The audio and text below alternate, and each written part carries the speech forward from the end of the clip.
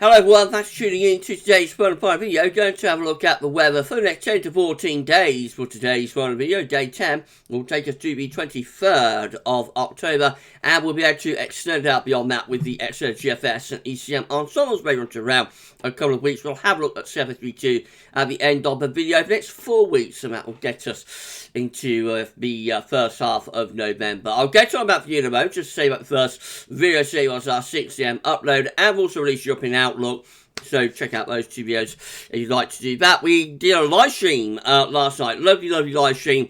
Live stream our 10 to 14 dayer, so thank you so much everybody on the live stream, making it a lovely hour. And straight after that we release our Christmas sneaky peeky number 2. So if you'd like to have a sneaky peeky at Gav, check it out, and it's a lot of fun.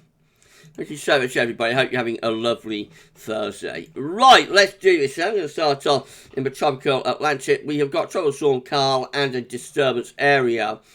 Deal with the disturbance area first of all. That's the yellow X just there, indicating disturbance 1, with a 0% chance of cyclone formation in the next 2 days, and just a low 20% chance in the next 5 days. Doesn't look like I have to worry too much about that one. And then we've also got tropical storm Carl, giving maximum sustained winds of 50 miles per hour with a minimum central pressure of 1,002 millibars. Carl's moving very slowly southeastwards at 2 miles per hour.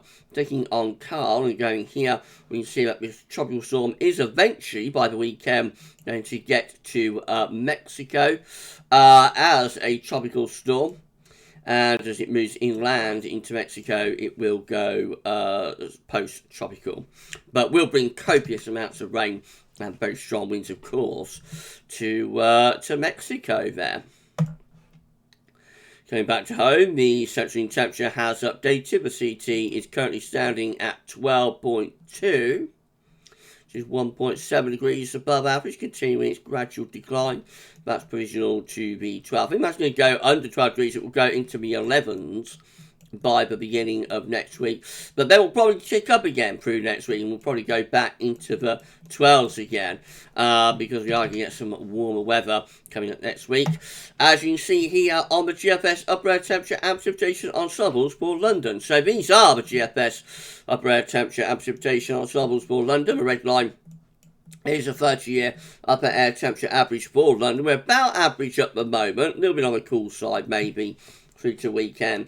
But next week you see a very clear lift up in the upper air temperatures. They become warmer through next week, particularly around the 19th to the 21st, 23rd of October, something like that. Into the last week of October, definite signs of a cool down. So, like the third week of the month is going to get warmer, and the final week of the month looks like it's going to cool down, maybe quite significantly. There are some pretty cold GFS ensemble members appearing here through the closing days of the month. And precipitation-wise, going to be quite unsettled as well. Regular rainfall spikes coming through, telling us that there will be showers or longer spells of rain at times. Temperature anomalies on the 13th, 21st of October, above average in the south, a little bit below in the north. Precipitation anomalies from the 13th, 21st of October, wetter than average or near north and west, drier than average over in the east. The latest wind flow map from earthnoschool.net shows that we've got quite a bit of low pressure in the Atlantic, so we've got a main low there driving weather in off the Atlantic. More low pressure is up here, got areas of low pressure and probably a convergence zone through there, so it is a more active period in the Atlantic, definitely, with various areas of low pressure.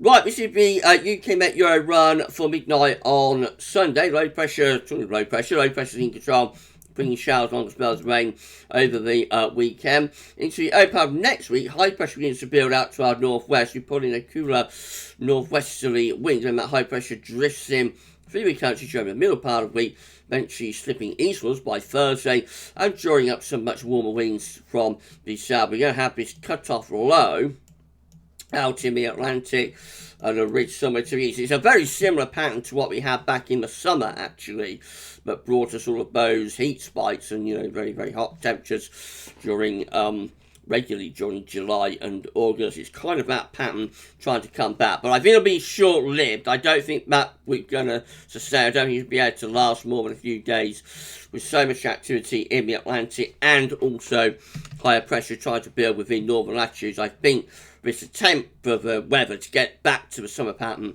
is going to be doomed to fail, but it will give a few days of warmer weather.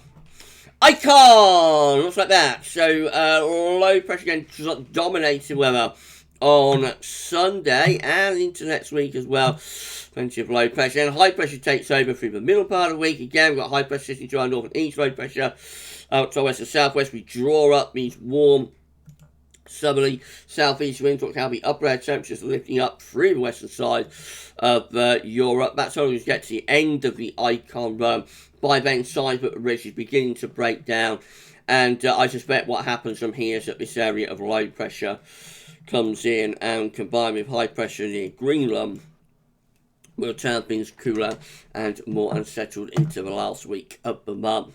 GFS midnight run once more looks very unsettled on Sunday and into the early part of next week as well, with high pressure taking over just to our north and east, drawing up these very warm southerly or southeasterly winds as the upper air temperatures there lifting up through the middle of next week up west side of Europe. Then around day 10, high pressure sits over top of the country, being a lot of dry, fine weather with it. Temperature probably begin to ease back at that point, especially so at night. In what extreme range, high pressure weakens.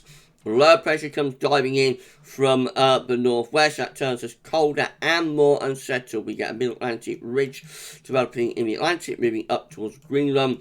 Low pressure bringing a blast of winter into Scandinavia, and we're turning showery and cooler as well. And in fact, it actually gets quite cold by the time we get through to the end of the GFS midnight run. Gets us to the 29th of October. We're drawing in proper north and northeasterly winds of -5 ice run. It's there across Scotland, so from like summer, late summer to early winter with the GFS midnight run in the final week of the month. GFS 6Z looks like this. Again, low pressure is dominating weather through the weekend and into next week as well. Well, high pressure takes over with this low off the coast of Portugal. We draw up those southerly southeast is reminiscent what we had in July, but not lasting all that long. Look at this by the time we get through to Saturday, 22nd, the ridge, continental ridge, is breaking down. We've got low pressure moving into Scandinavia. We've got high pressure in the North Atlantic going towards Greenland, and the wind beginning to start turning into the north. Does the GFS 6Z run turn things colder? Yes, it does. It turns things probably cold over Scandinavia, but just on the periphery of that, but certainly a lot cooler with those upper air temperatures, so -5 Celsius into northern eastern Scotland. Look how cold it is over Scandinavia, proper blast of winter there. And another renewed northerly push there on the 25th of October, with the heights all in the Atlantic and across up towards Greenland and even towards Canada.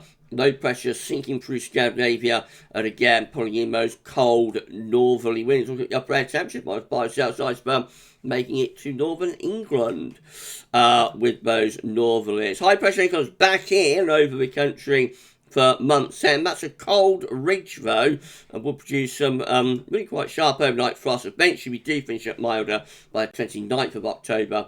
We start to bring the wind back up from the southwest, but again, you know, very much going from late summer to early winter conditions within a few days there. With that GFS run. If you enjoyed the video, please can you like, share and subscribe. Thank you so much everyone.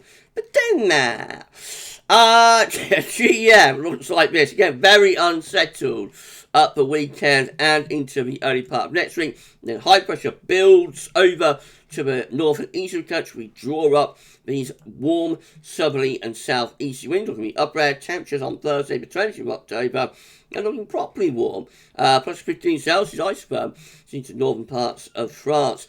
It doesn't last. By the weekend of the 22nd, 23rd of October, low pressure is breaking through. Heights are shifting up towards Greenland, so we've got a blocking feature sitting around Greenland and Iceland, with low pressure developing through the country, marking the boundary between the warm southerlies that are being shunt off in that direction and the cold northerlies that are trying to push down from Arctic regions. And that's how we finish up with the GEM. Looks like we're introducing those cold northerly winds by the time we get through to the 23rd of October. So that's another run that is going, or another model run that's going for like late summer to early winter conditions within a few days. Again, we've got -5 hours ice from getting into the south. And then lastly, for the model output, this is the ECMWF, and it looks unsettled again at the weekend and into the early part of next week before the high pressure takes over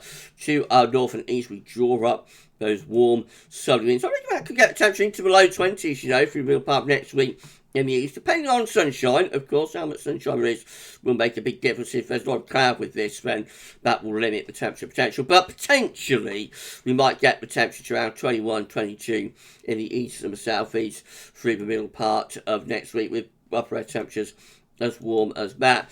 Now, by the time we get through to day 10, this is how the ECM is looking. So at that point, the ridge is holding with the ECM. And we have got the trough of low pressure moving into Scandinavia, bringing some colder air in. Where the ECM will go beyond this, you know, it's difficult to say. I suspect it will probably just build a ridge over the country, but probably cooler air would start to flirt with the periphery of that ridge across the eastern parts of the country.